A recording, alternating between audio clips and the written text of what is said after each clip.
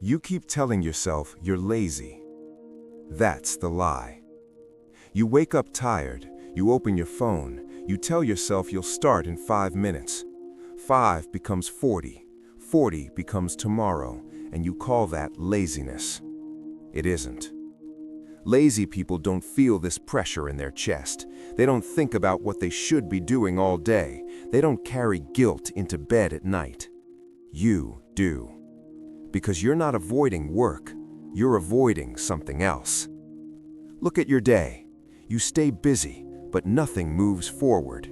Messages, tabs, tiny tasks, just enough motion to feel productive, not enough to feel proud. Deep down, you know the one thing that matters. The call, the page, the workout, the decision. And every time you get close to it, your body resists. Your mind offers excuses that sound reasonable. Later, not ready, tomorrow will be better. That resistance isn't laziness, it's protection. From discomfort, from judgment, from finding out who you really are if you try and fall short. So you stay in the safe zone, busy, distracted, untested. Here's the uncomfortable truth. You're not tired of working, you're tired of facing the thing that can change you. And until you name what you're avoiding, you'll keep calling yourself lazy and staying exactly where you are. You think you're avoiding effort. You're not. You're avoiding the moment where excuses stop working. Because the real task isn't hard. What's hard is what it exposes. If you try, you might fail. And failure would mean the story you tell yourself breaks. So your mind creates a character. Comfort. Comfort sounds calm, logical, protective. It's been a long day. You deserve rest. Just one more video. Comfort never screams. It whispers. And it always wins quietly. Then there's fear. Fear doesn't want you safe. It wants you untouched. Fear says, if you don't start, you can't be judged. If you don't commit, you can't lose. If you don't try, you can still believe you're capable. So you hesitate, you hover, you almost begin, then pull back. Not because you're weak, but because starting means crossing a line. On one side, imagination. On the other, reality. Reality keeps score. That's why you clean instead of create, plan instead of execute, watch others live the life you rehearse in your head. You're not lazy, you're negotiating with fear and comfort every day and letting them decide for you. But here's the problem. Every time you listen, they get louder. Comfort never charges you up front. It sends the bill later. At first, it feels harmless. You skip today. You promise tomorrow. Nothing breaks. Life keeps moving. So your brain learns the lesson. Avoidance is safe. Days stack quietly, then weeks, then years, and something discipline would have built, confidence, skill, self-respect, never shows up. Instead, another character appears, regret. Regret doesn't speak until it has evidence, missed chances, half-finished plans, old dreams that feel embarrassing now. You notice it in small moments, watching someone younger do what you delayed, hearing your own advice sound hollow, looking busy but feeling behind. Comfort tells you, it's fine, everyone feels this way. That's another lie. Everyone feels resistance.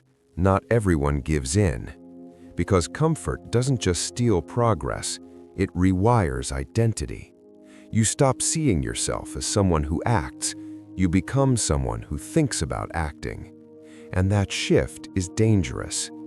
Discipline builds forward pressure. Comfort builds inertia. The longer you stay still, the heavier starting feels.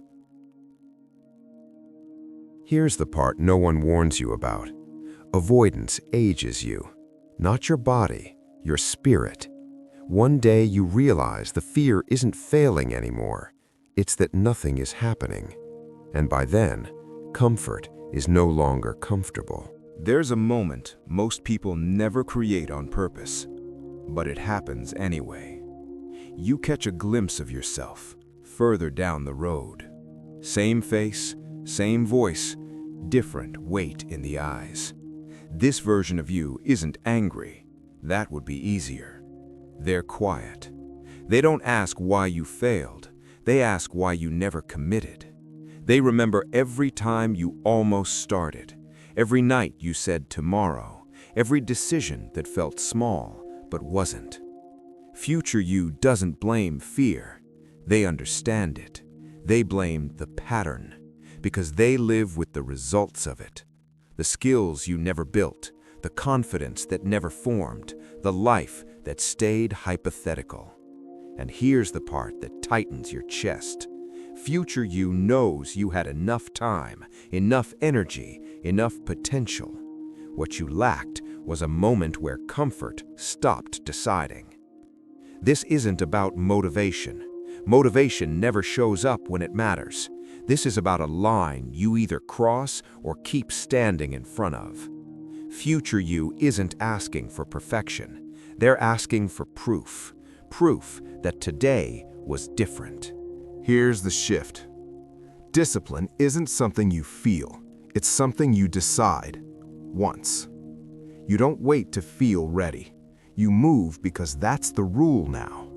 Standards remove negotiation, and negotiation is where comfort survives. When the time comes, you act. No debate, no mood check. Not because it's easy, but because this is who you are. Discipline isn't loud. It doesn't hype you up. It shows up the same way every day. Boring, unemotional, reliable, and that's why it works. One action, done badly, done consistently. That's how identity changes. You stop asking, "Do I feel like it?" and start proving, "I don't break promises to myself." You were never lazy. You were protecting yourself from discomfort. But growth demands exposure to effort, to failure, to reality. So start small, but start today. Because the moment you act without permission from comfort, that's the moment everything starts to move. And the next time you hear that voice say, "Not now," you'll know exactly what it's afraid of.